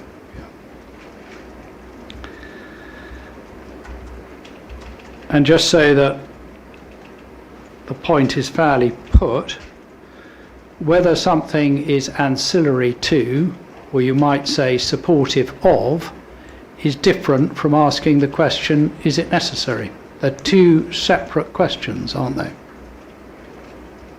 Yes, if you say is something ancillary, i.e. ancillary meaning next to or part of, doesn't necessarily mean it's required as part of that thing. So that's my distinction. Thank you. And can I just ask you now, turning from that point, to whether it's a good thing. Now, in terms of active travel, you do agree at 728 that there's a need for an active travel route between Cambourne and Cambridge. Yes. Providing an active travel route is a good thing. Yes. Now turn to your point that about necessary. Now, do you have to hand, you won't because I'm going to ask you about it, but could you get to hand is a better way of putting it, Mr. Lonergan's rebuttal evidence, it's CD 2601W34, and we need to go to page 6 and So his rebuttal. His rebuttal proof, yes. Page 6, para 322.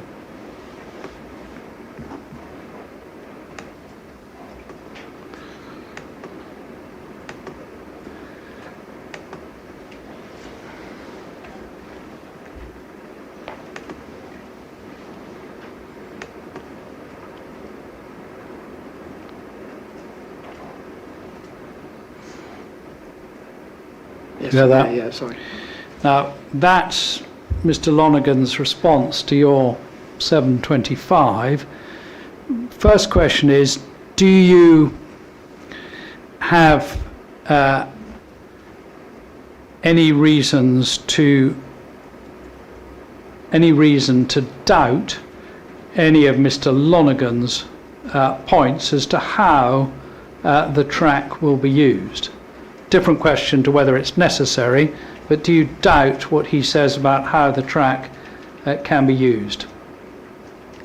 It could be used. I'd have concerns about the fourth one, given the verge. My point earlier in evidence in chief around whether that is suitable for emergency vehicles to use. Yeah.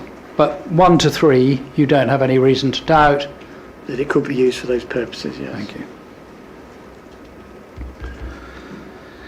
Now, do you agree that if you're going to have a segregated bus route, reliability is a key factor?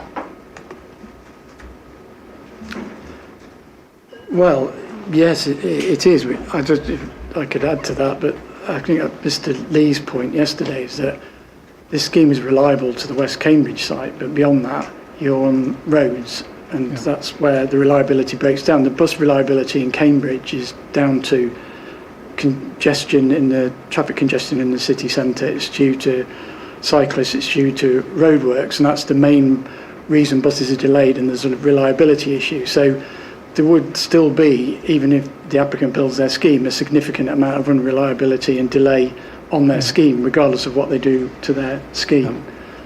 But it's part of the CPPF case that they acknowledge the need, in principle, to improve accessibility in the Greater Cambridge region to deliver a reliable public transport service between Cambourne and Cambridge. I mean, we discussed that earlier. It's in paragraph 3 of your statement of case. Yes, that's right. So, no difference between us on the importance of reliability, is there? No. Because it's difficult to get people to use public transport if it's unreliable. The point being that there's no scheme between Cambourne and Cambridge at the minute that can be reliable because the problem is in the centre of Cambridge. But if there's a problem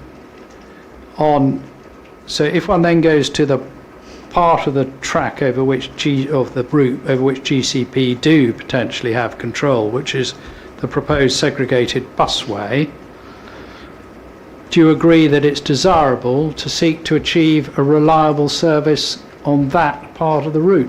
Yes. And if you have no maintenance track, any maintenance vehicle is going to have to use the busway, and if you're cutting the hedge or carrying out those type of activities, the vehicle would have to park either on or beside the busway if there's no access road. It would, just as they do on roads up and down the country, without any delay to traffic, or they put a sign out and you go round them. Well, it depends on the road whether there's a delay to traffic. Depends how wide the road is and how wide the verge is. Well, it is, but I think I've covered this already, Mr. Cameron, in my evidence in chief this morning. I gave my position quite clearly that we're talking about a road here that's got almost no traffic on it, in which it would be very easy for a maintenance vehicle to pull onto the verge, for the buses to pass it very easily, and if there did happen to be a bus coming in the other direction, it could easily, the delay is going to be so small that it's not going to affect the overall reliability of the bus, particularly when there's significant reliability issues arising for coming out of Cambridge. When Mr. Lonergan was cross-examined by Mr. Parker, there was some discussion at that point about having a system perhaps with a traffic light so that you stop the traffic while the maintenance vehicle was there. Is that the type of system that you'd have in mind if you had no maintenance track? Well, the traffic lights these days are triggered by vehicles arriving, so you have a traffic light there, the bus approaches, if there's no bus coming in the other direction, it turns green, the bus goes straight through. If there's a bus coming the other way, it stays red till the bus passes, but either way the delay is less than a minute. Well, delay less than a minute, but once you start adding up all these delays, they affect the reliability of the service. There would only be one maintenance vehicle on that time. We don't. Well, how do you know there would only be one maintenance vehicle? Well, because just common sense tells us that. We go out on all the roads around Cambridge. I can go out on the existing guided busway. There's not teams of maintenance vans going up and down on a relatively short stretch of road to maintain vegetation that doesn't need much maintenance. Mr. Lonergan's the scenario that he drew up was almost impossible. It was completely contrived. Well, what about utilities? So if you have utilities which are in the track and you have to dig up the track to get at the utilities, that is going to require or will incur disruption more than the occasional vehicle, won't it? Well, it would be the same principle that you would have a traffic light, the bus would either go straight past or wait for a short time. We're talking about less than a minute here. I'm also unclear as to what utilities there would be in this road, given that it goes across open countryside. This is not a normal highway where you've got road properties and all those things in it. There's no lighting proposed for the scheme. So I can't really, in all honesty, see why there's any, and if there's the odd one or two, again, we're not talking about teams of people coming out to do large-scale gas cadence works and the sorts of things that you get on the regular highway. But if the purpose of the scheme is to provide reliable service, do you agree that you want to do everything you can, everything reasonable you can, to prevent disruptions to the service and to improve reliability. No, I completely don't. disagree with you. Okay.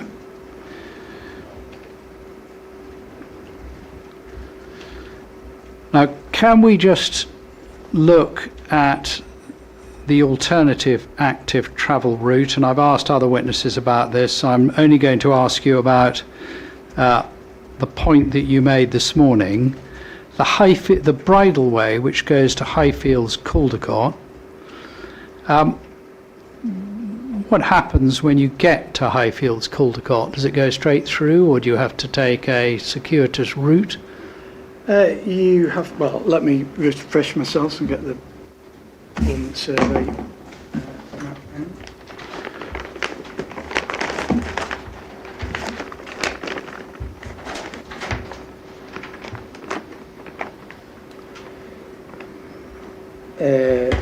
You come into the bottom of Highfields Caldecott, and then you would have two options. You could either turn right onto the highway, or there's also a secondary bridleway there which you could turn right on to bring you into the sort of centre of the village.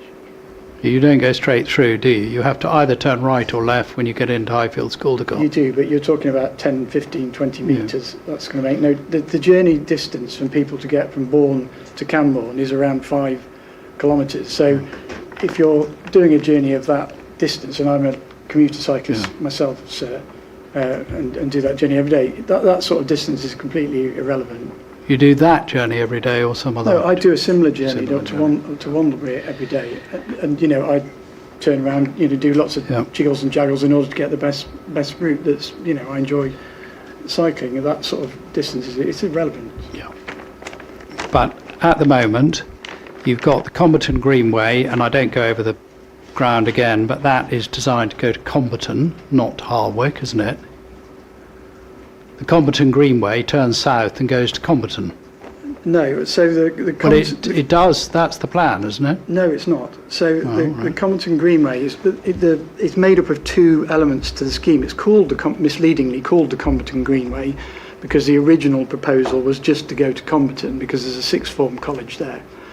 However, once the GCP started on the scheme, there was the people in Hardwick said, "Can we have a cycle path as well?" And so it was agreed to explore two options, and so one option goes to Cambourne, the other option goes to Hardwick I don't believe that they have chosen to use the bridleway, but they could have chosen to use the bridleway to get to Hardwick. So the scheme that they're currently progressing, once it's complete, will deliver a commuter standard cycle route to Hardwick. So the remaining section which would be required to upgrade for commuter is the public bridleway section between Hardwick and Highfields Caldecott. And as I said earlier, you can already cycle that.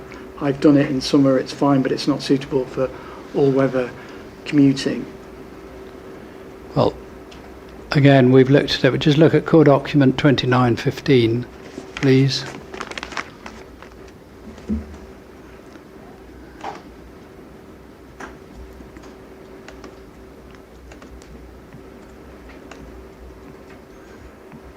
Do you have that?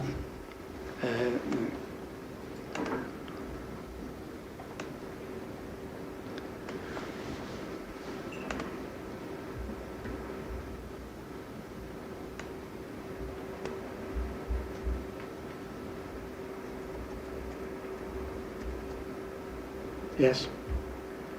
And you have the solid green line is shared use path, and the ... bridleway recognised equestrian routes in the dark. And if you go to the route going west, it goes Coton, then you go west and you go south to Cambourne, and if you're going to go to Hardwick, there's a dotted green line, greenway route subject to landowner agreements, and then there's an alternative greenway route option. So there are two alternatives there, aren't there? That's right. So the public, the applicant could, if they wish to do so, use the bridleway option, but they've chosen to go for the sort of option that goes straight up into Hardwick. So in the event that they did that, then in order to, provide the direct route to Cambourne would require you to also surface the bridleway route so that you had a connection, a straight connection straight through. But it's a relatively small section. It's a public right of way. It doesn't require any land purchase or landowner agreement. Well, why does it say Greenway route subject to landowner agreements? Because that's the route that That's they've the chosen. alternative. That's the alternative that Yes. they've chosen to use, which requires a landowner agreement. They didn't have to do that. They could have just chosen to use the public bridleway and not have a landowner agreement. Now, that's for their own reasons why they've decided to do that. But in order to provide the cycle route from Highfields, Coldcott and Bourne into Cambridge, you would just use the bridleway. I know I've cycled it myself, so I know that you can cycle straight out there. But going back to the position on the Cambourne Greenway, and I don't want to traverse old ground because we've got other things to cover, but at the moment, the position is as shown on this drawing, isn't it? That if you go on the northerly route, it's subject to landowner agreements, or you take the alternative, but not yet determined. No, that's not the case. It's a public... I No, just but want- not yet determined where the Greenway is going to go. No, as I said, the Greenway may decide to take the Yes. northerly route, in which case that section that I've said you would need to create as an extra one between Highfields, Coldcott and Hardwick would be extended by, let me just have a look what the distance is there on the map. You would have an extra... We should stop there. And route alignment's very short. I mean, I can deal with that now if you like, but I don't. It'll be more 5 minutes. It'll be more. It may be more than 5 minutes. Provided that it's not much more than Yeah. 5 minutes, we can accommodate that. Thank you, sir. So route alignment, and that's the point about where the route goes across the CPPF land. Yes. Try and deal with this quickly. The current, if we look at 29,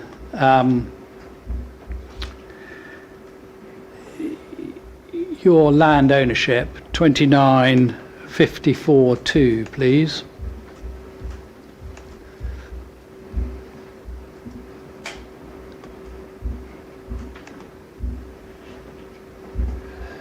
Yep. And if you've got that in front of you, the current land ownership of the CPPF is bisected by a number of roads and other transport routes, isn't it? Yes, we spent a long time in a similar inquiry objecting to the M11 going through.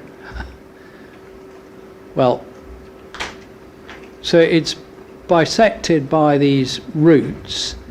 Is it? Does that prevent it being farmed? Well, what we're talking about here is the size of the field parcel, Mr. Yeah. Cameron. So the way that the fields are set out, so that on our land holding there's actually two fields, which we imaginatively call Big Field and Little Field. So the one on the left is Little Field, and our tenant farmer advises us that if the busway goes through that or both parcels of that would be untenable for agricultural uses, for farming. But- And the right field, which we call Big Field, that the southern half would also be not viable for agricultural Well, uses beyond you that. say not viable for agricultural use, but It's at too the- small, Mr. Cameron. The equipment that they use these days for agricultural vehicles is very large, and these Yes. parcels are too small for that. Well, they're small, but if you have a bus lane with a crossing point, different point I know to whether the parcel is large enough to use for arable farming, but you can get agricultural vehicles across, can't you, if you have a crossing point, and that's perfectly normal. Yes, it is, but our tenant farmers advised us that the impact of the busway going through, I mean, the land parcels would be too small for them to use their equipment on it. And have you produced any, not doubting that's what you've been told, but have you produced any evidence, any document from the tenant farmer saying this? Well, I could supply that to the inquiry if it was necessary, but I think common sense would apply here in terms of the size of that field parcel that would, at the bottom, would just be untenable. I think anyone who knows anything about agriculture and farming would see that's the case. It depends on what you're using it for, doesn't it? Because your future use is not arable farming, it's part of a nature reserve. Well, Is that right? If we can raise the money to make Yeah. that happen. And so at the current time, as I explained this morning, at the current time, it's let for agricultural farming. That generates an income to support our charitable work. Our farmer has advised us of the viability of those parcels in the event of the busway taking place. The charity's long-term aim, if it can raise the funds to be financially viable, would be to make that part of the nature reserve. And of course, insofar as it affects your income, if you do have a claim on that basis, you'll be able to make a claim for compensation, won't you? That's correct, yes. Yeah. And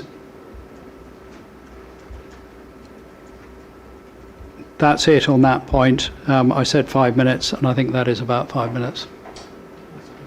Okay, thank you. Yep. So I think yes, we'll have to draw the inquiry to adjournment very shortly. Just a reminder that we'll be resuming on Tuesday at 9:30. We'll stick to that earlier time when we'll continue to hear from Mr. Littlewood. In terms of any other procedural things, just bear with me for a second. Check my list. No, actually, I haven't got anything to raise. I think there's probably still a few documents that we're just wondering an update on, but Mrs. Vincent's going to drop parties a line just about that, so I don't need to mention that now. I'll just check.